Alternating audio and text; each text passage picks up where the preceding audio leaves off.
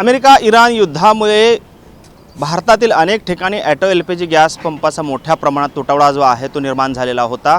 सोलापूरमध्ये सुद्धा अशाच पद्धतीची परिस्थिती निर्माण झालेली होती। आपण आता आहोत ST स्टँड परिसरातील या ॲटो LPG पंपावरती आणि या ठिकाणी आपण पाहतोय तब्बल 1.5 महिन्यांनंतर आता LPG गॅस जो आहे जो रिक्षामध्ये भरला जातो तो आता 1.5 महिन्यांनंतर सुरू झाल्याचं चित्र आपल्याला पाहायला मिळतोय। त्यामुळे रिक्षा चालक जो आहे तो एकीकडे सुखावलेला आहे। मात्र असं असलं तरी ॲटो LPGचे दर जे आहेत ते मात्र आता गगनाला भिडल्याचं चित्र पाहायला मिळतंय। रिक्षा चालक आपल्या सोबत आहेत। काका काय परिस्थिती आहे? गॅस पंप आता सुरू झालेला आहे 1.5 महिन्यानंतर। काय झालं प्रकार तिथे काय रेट का कमी झाला नाही, रेट उलट वाढलेलं आहे। मग ते वाढल्यामुळे चालवायचं कसं काय, पॅसेंजर का तेवढं जास्त पैसे देत नाही आहे तेवढं द्यावं लागले।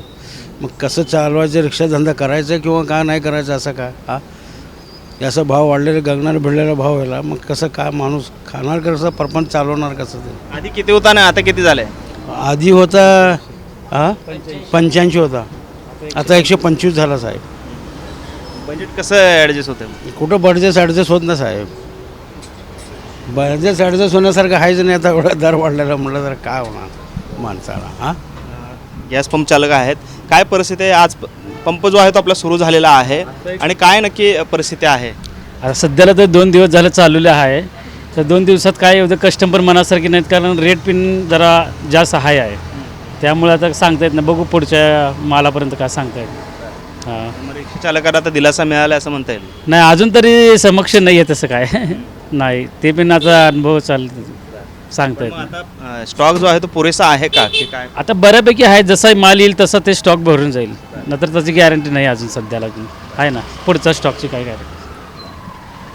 आपण पाहतोय खरं तर जवळपास 1.5 महिन्यांनंतर आता ॲटो LPG गॅस जे आहेत ते सोलापूरमध्ये सुरू झालेले आहेत। सोलापूरमध्ये जवळपास 18,000 रिक्षा चालक जे आहेत ते ॲटो LPGचे आहेत आणि त्यामुळेच या 18,000 रिक्षा चालकांच्या रिक्षा चालकांवर जे आहे ते बेरोजगारीची कुऱ्हाड एक प्रकारे कोसळल्याचं चित्र काही दिवसांपूर्वी पाहायला मिळालं होतं। मात्र आता त्यांना दिलासा मिळालेला आहे। मात्र असं असलं तरी गॅसचे दर जे आहेत ते मात्र वाढलेले पाहायला मिळतात, त्यामुळे दुसरीकडे रिक्षा चालक त्या चिंतेत सुद्धा असल्याचं चित्र पाहायला मिळतं आहे। कॅमेरामॅन विनोद उमनाबादकरसह सागर सुरवसे, TV9 मराठी, सोलापूर।